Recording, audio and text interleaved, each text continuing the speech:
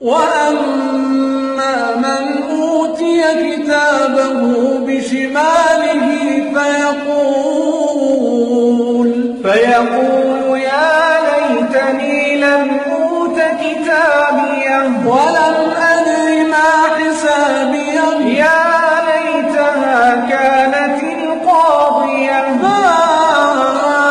أغنى عني ماليه هلك عني سلطانيه خذوه